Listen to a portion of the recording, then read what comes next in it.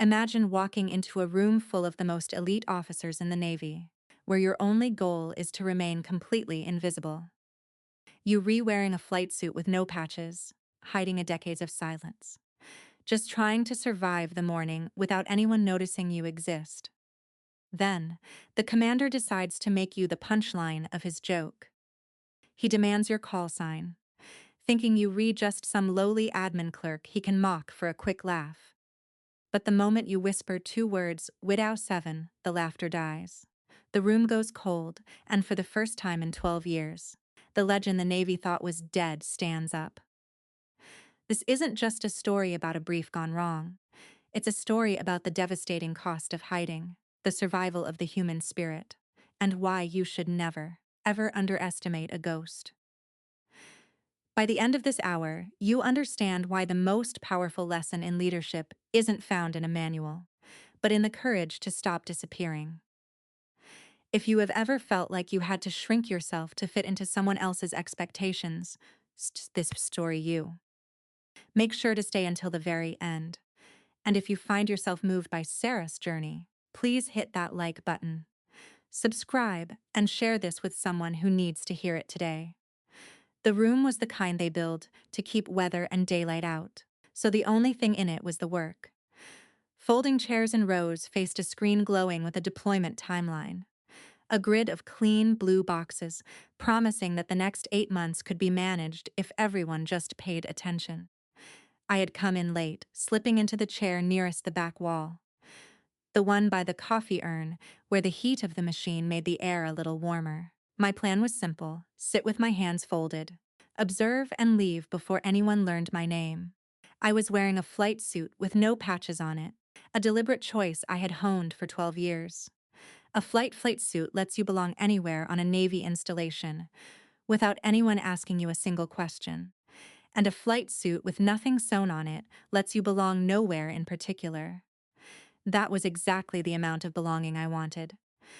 I had folded myself into the corner of the morning like a coat someone forgot on a chair. Commander Sterling stood at the front, holding a clicker with the easy weight of a man who has never once doubted he was wanted in a room.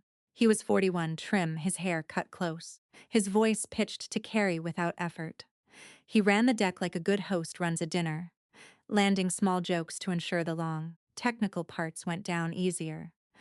And the officers laughed exactly when he wanted them to a rare and real skill.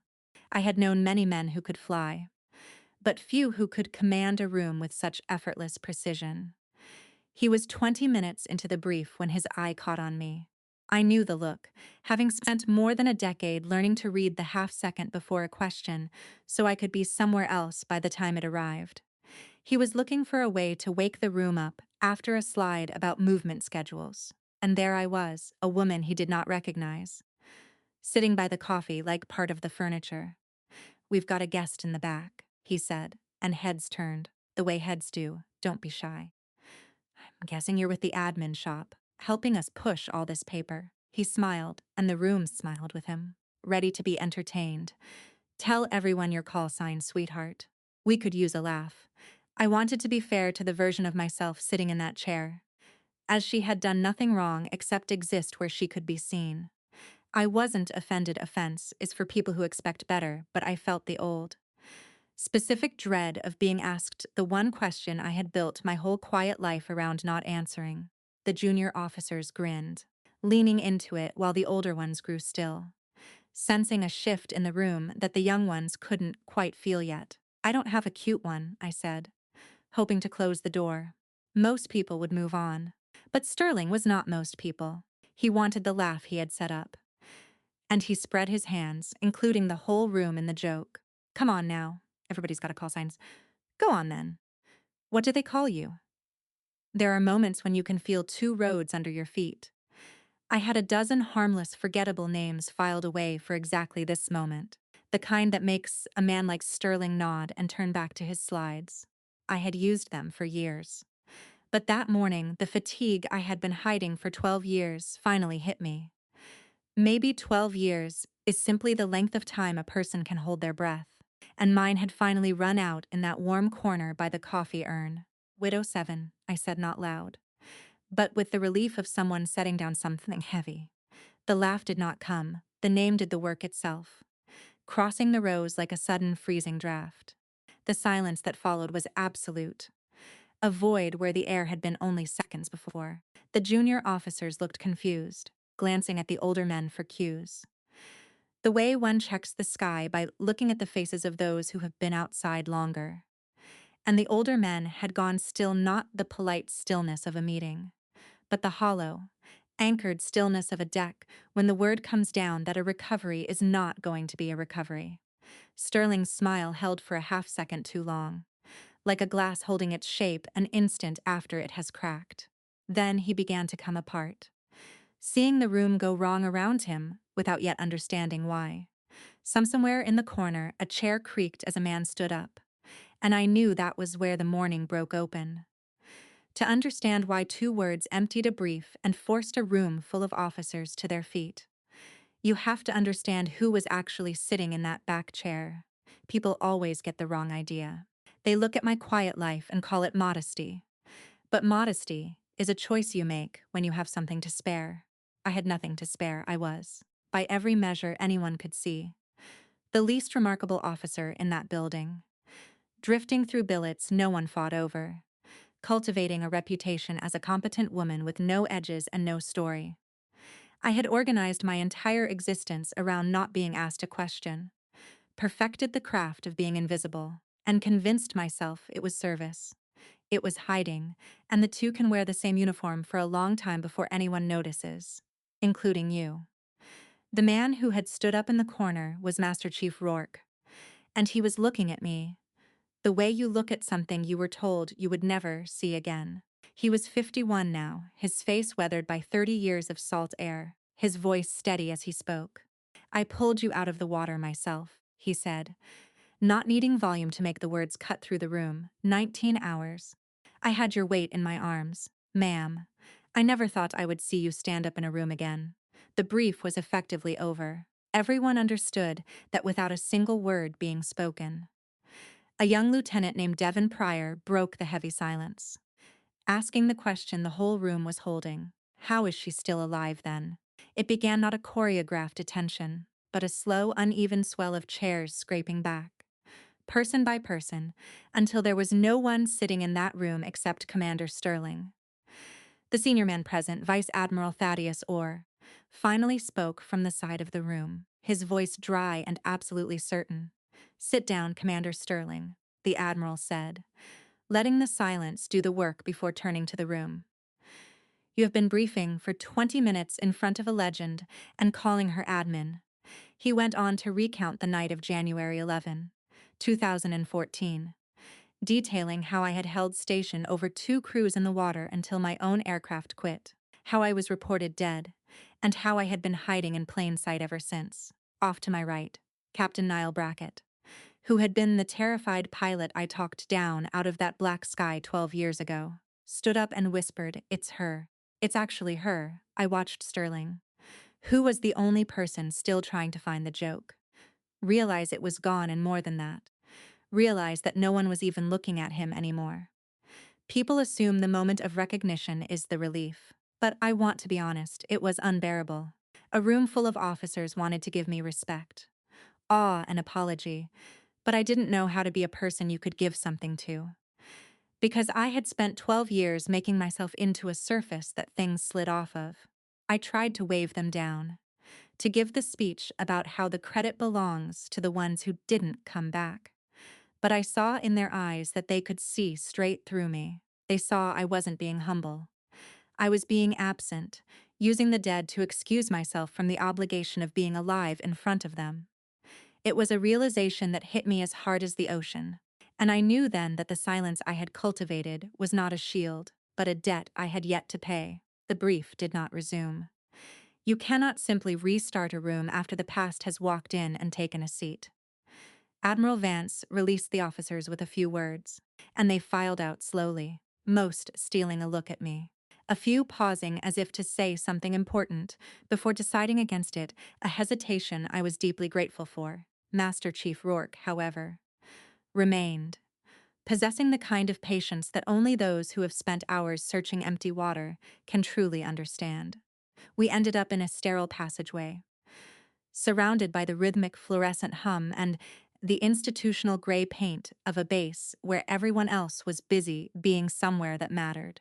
"You send me a card every December," he said, not as a question, but as a statement of fact that had hung between us for over a decade. I never knew what to write, I admitted, and it was the absolute truth. How do you compose a note to the man who physically pulled your life back from the abyss? He turned the thought over, trying to understand it like a complex knot. "Ma, I have thought about you every single day of my life since January 11, 2014, he said, his voice devoid of cruelty, searching for an explanation I hadn't been able to provide. And once a year, I get 2 sentences and a signature. I've spent 12 years trying to figure out if that S because you don't think about it, or because you think about nothing else," when I whispered the second one. He nodded slowly, as if confirming a suspicion he had long hoped was incorrect. He leaned in, choosing his words with the precision of a man who rarely gets to say what truly matters. "When I went back out that night, I didn't go for a body, I went for you. I broke the pattern because I couldn't make myself believe the water had won. But ma'am, with all due respect, you've spent 12 years acting like it did. Don't make me have done that for someone who decided to stay in the water anyway." Those words struck me with the force of a physical blow, dismantling the fragile theology I had built around my drawer of medals. "I thank the dead," I said, finally speaking the hidden truth aloud for the first time. "I thank them for the privilege of disappearing. I've been using the men who didn't come back as a reason not to exist, and you spent 19 hours making sure I would." I realized then that one of us had been wasting the gift of survival, and the weight of that realization was staggering. I sought out Admiral Vance immediately after, not for accolades, but for the one thing I hadn't dared to want in 12 years. He stood when I entered his office, a gesture of respect that told me the morning's events had landed on him just as heavily. "Sir," I began, my voice trembling, "I have a request, and I need you to hear it before you offer any kindness. Because if you are kind, I'm not sure I can ask it." He gestured for me to continue, his silence filled with the unhurried patience of a leader. "I want to fly again. I am 43. I am rusted, and I have been hiding in staff billets since 2015. But I am asking for the chance to return to a cockpit." He looked at me directly, acknowledging the heavy sentence of survivor's guilt I had been carrying. "I commanded that strike group, and I will carry my share of that night," he promised. "I am not going to let you carry it by disappearing into a cubicle for another 12 years. Come back and fly. I will make sure the door is open." Returning to the flight line was not the instant cinematic triumph I had once idly imagined. It was a grueling, humbling slog through medical exams, requalification syllabi designed for pilots half my age, and the crushing reality of my own rust. There were days, standing on the ramp, when I felt like a fraud, a 43-year-old relic attempting to reclaim a life that had technically ended a decade ago. Yet the door remained open, just as the Admiral had promised. And walking through it proved to be the hardest sustained labor I had performed since the night in the water. But eventually, I found myself in a flight suit that actually fit one adorned with the proper patches and my name on a name tape that meant something again. Above my left chest, the gold wings glinted in the sunlight, earned twice, once at 25 and once at 44. The first time I climbed that ladder, the cockpit's canopy hissed shut, sealing away the noise of the world and leaving me with the familiar, intense quiet that only exists before a launch. I sat there for a long moment, not yet starting the checklist, simply letting myself be exactly where I was, alive in an airplane and finished with the business of being dead. There was one final, necessary reckoning before I could truly be whole, and that was the Coe family. I had sent carefully crafted, sterile cards for 12 years. But I had never dared to face the people who had the most right to ask me why I lived, and Sawyer Coe did not. I called Annika Coe, and after a long silence that contained the echo of a decade, she told me to come. Their house was a small, quiet place inland far from the naval bases that had dictated my life. Annika was 40 now, her face steady and lined with the years, and her 12-year-old daughter, Nadia, possessed the same exact head tilt her father used when deciding whether to trust someone. We sat in their kitchen, and I made the deliberate choice to abandon the gentle version of the story I had protected them with for so long. For 12 years, Annika said, I have lived with the picture of him going into that water alone. If you are telling me that is wrong, then we want the truth. I told them everything, the way he spoke of his family on long transits, the nightmare of the weather, and the fact that I had held him until the cold became a thief that stole him from my arms. He wasn't thinking about the fear, I told Nadia, seeing her father's reflection in her eyes. He was thinking about getting home to you. That was the last thing he spoke about when there was no reason left to speak at all. Nadia, who had only known her father through photographs and stories, walked around the table and hugged me with a fierceness that finally broke the dam of my own grief. Before leaving, I visited the squadron memorial, where I had once been a smooth patch on the stone where my name had been ground away. Standing in the sunlight, I looked at Sawyer Coe's name, then at the empty space where mine had been, and finally understood that the absence was not a debt, it was a gift. I am no longer on that wall, and that is as it should be. I fly as Widow 7 now, but the name has been redefined. It carries both the weight of the men who did not return and the defiant fact that I came home. If you are out there, living small to pay for a survival you think you don't deserve, I am telling you to stand up. The people we lost aren't honored by our disappearance. They are honored by the way we choose to live, out loud and in the sunshine. After the memorial visit, the transition back into the cockpit felt like moving from a monochromatic world into one of vivid, terrifying color. I was no longer the officer who treated the flight line as a place to hide. I was a woman reclaiming the space she had earned. My first solo flight after requalification was a standard training sortie, yet it felt like a holy rite. As I pushed the throttles forward and felt the familiar surge of power, the years of bureaucratic stagnation dissolved, replaced by the acute laser-sharp focus that had once defined me. I wasn't just performing maneuvers. I was communicating with a machine that had once been the vehicle of my descent and was now the instrument of my return.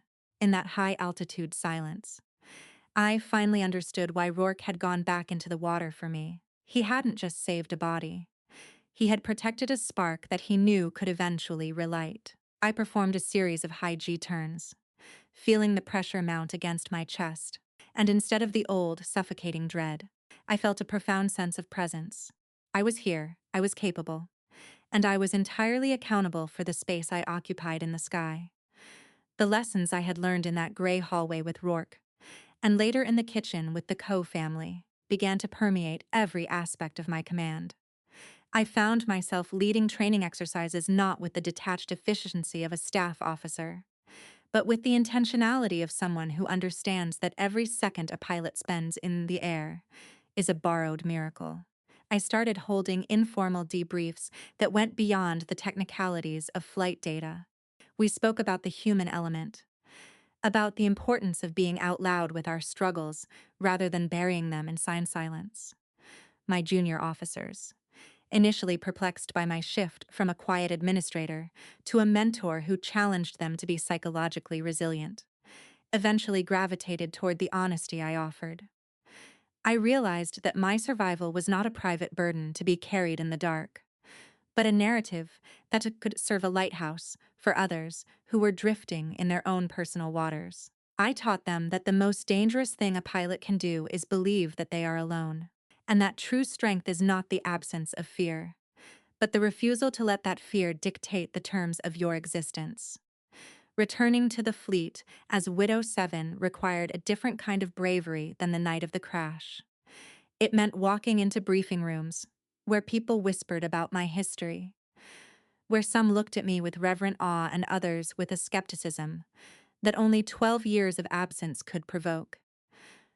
I didn't try to manage their perceptions or smooth over the jagged edges of my own story to make it more palatable for the institution. When people asked about the medal in the drawer or the years I had been gone, I told them the version that included the freezing sea, the empty harness, and the hard-fought decision to stand up again. I discovered that by telling the truth, I was not shattering the air of professionalism around me. I was strengthening it by demonstrating that resilience is an active, ongoing process. I became a different kind of leader, one who knew that the most vital equipment on any aircraft is the human spirit, and that spirit requires maintenance, honesty, and the courage to face the things that scare you most. There is a finality in the way I look at the horizon now that wasn't there before. The sky no longer represents an escape or a place where I can dissolve into the background. It is a vast, beautiful theater where I am consciously choosing to play my part. I have come to believe that the ultimate act of defiance against the tragedies that try to define us is to continue living, specifically in the very places where we were once told we couldn't survive. My career path is no longer a straight line upward, but a complex, winding journey that incorporates the grief, the survival, and the hard-won wisdom of the middle-aged aviator I have become.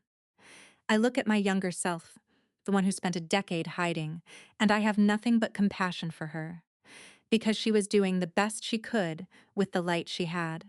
But I am grateful that I am no longer her. I am the woman who finished the mission, who stopped running from the memorial program, and who finally accepted that the space I hold in this world is not a mistake.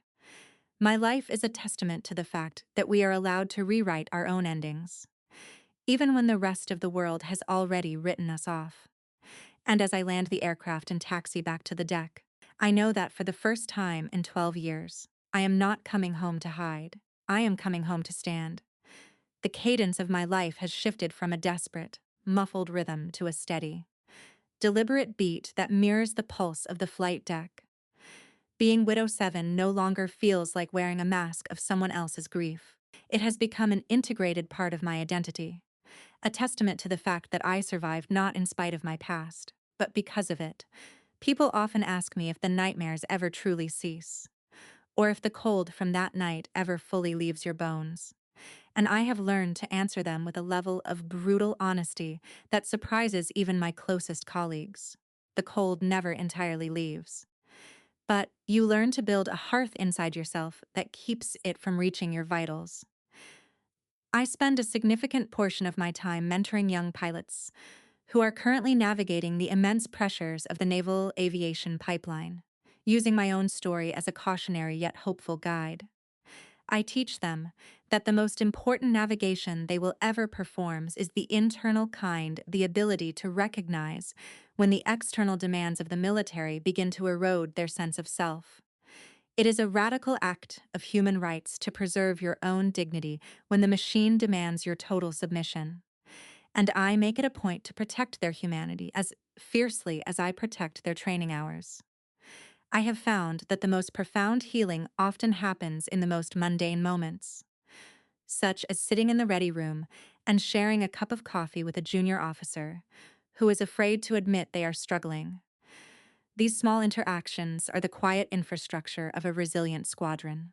I no longer hide my scars, nor do I hide the fact that I spent 12 years in the wilderness of a desk job.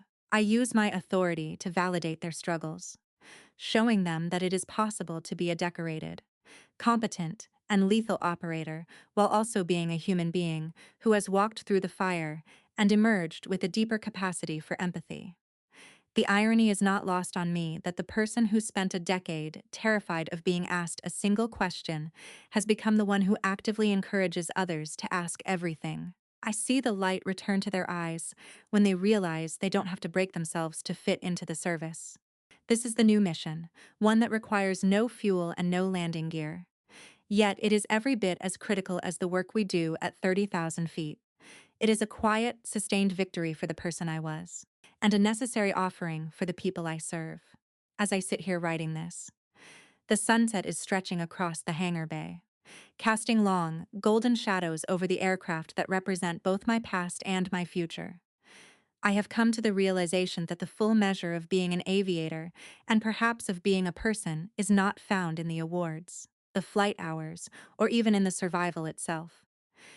It is found in the ability to finally look at your own reflection without flinching. knowing that you have honored the life you were given by living it fully. I have reconciled with the fact that I could not save Sawyer Co. But I have also accepted that he would have been horrified to know I spent 12 years essentially joining him in the dark. Now, every flight I take is a continuation of the life that was held for me in those freezing waters, and I carry his memory not as a weight, but as a compass that keeps me oriented toward what is real and true, the fear of being exposed, which once governed every decision I made, has been replaced by an ironclad commitment to the truth. I have seen what happens when an entire fleet stands up for the dignity of a person they once mocked. And that memory serves as the foundation for the standard I set for myself and those around me. We are all, in some sense, survivors of something. We all have our own version of a memorial program that we have been reading for too long. My story is simply a loud one, but the lesson is universal. You do not have to be a smooth patch on a wall. You have the right to claim your own name, to inhabit your own life, and to stand up in the room when you are finally ready to be seen. I have stopped asking for permission to exist, and in return, I have been given the most profound gift of all, a seat in the cockpit of my own life, with a clear view of the horizon. The mission continues, and I am finally, unreservedly, present for it. The internal architecture of my life has been completely rebuilt, shifting from a structure designed for concealment to one built for durability and exposure.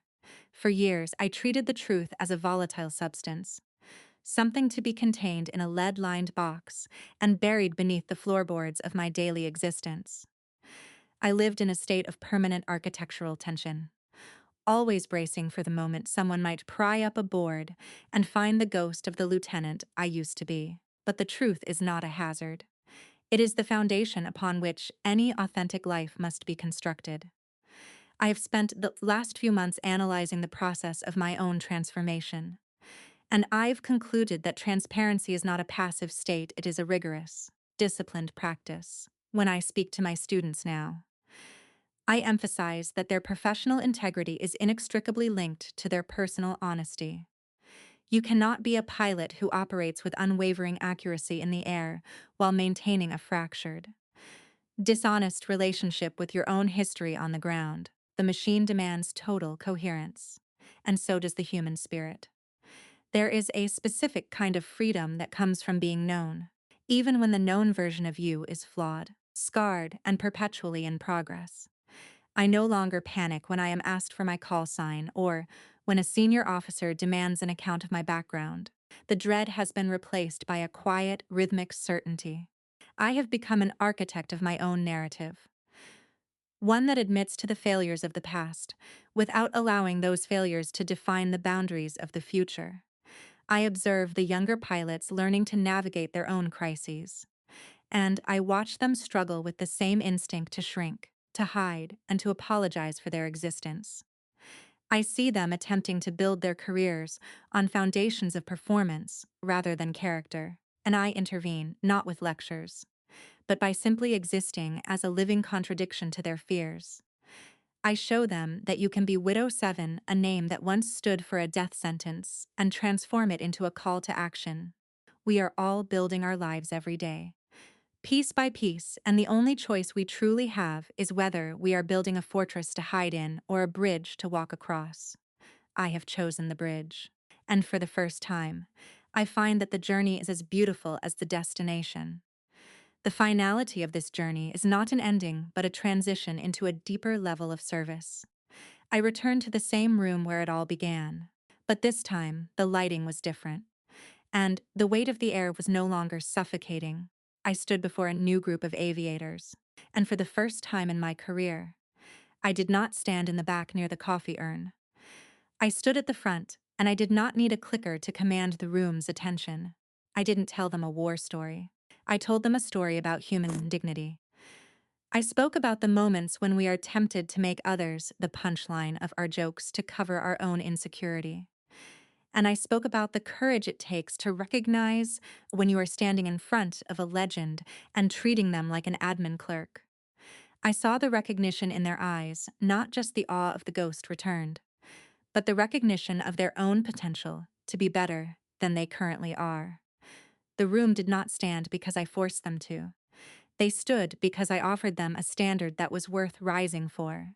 My survival was the catalyst, but the mission is the legacy. I am now tasked with shaping a culture where Widow 7 is not just a call sign, but a reminder that we are all accountable for the safety, the dignity, and the humanity of the person sitting to left and our right.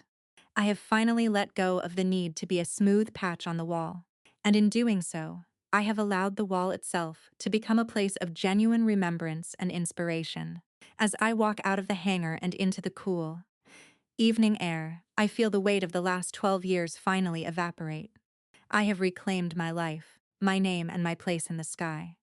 And I have done so without compromising the truth of the man I held in the water. I am the woman who lived, the woman who returned, and the woman who now ensures that no one else has to walk the path of the invisible alone. The horizon is clear, the engine is steady, and for the first time in my life, I am exactly where I was meant to be, flying toward a future that I am finally, unreservedly, present to claim. The brief is over, but the work is just beginning. We've walked through the fire with Sarah Miller today, and if there is one thing this story demands we confront, it is the smooth patch on the wall. How many of us have spent years, perhaps even decades, erasing our own names from our own stories? We tend to believe that being small is a virtue, that hiding our wounds is a form of humility, or that we owe it to the people we've lost to never fully live again. But Sarah's journey teaches us a much harder, more beautiful truth. Surviving is not a crime. When we hide, when we refuse to let people see who we truly are, we aren't honoring the past, we are simply letting the water win. True strength is not about never breaking. It is about the willingness to be put back together and step back into the light. It is about the radical human right to be seen, to be heard, and to stand up in a room full of people and claim your own history, even the parts that hurt. You have a name, a story, and a life that is yours alone to inhabit. Do not let someone else's narrow perspective or your own internal fear dictate the terms of your existence. Stand tall, speak your truth out loud, and remember that being alive is the ultimate act of defiance against everything that tried to break you. You are the architect of your own narrative, and it is time you started building a bridge rather than a fortress.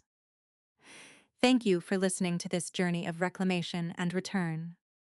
This content was researched, developed, and manually edited by us to bring you meaning and life lessons.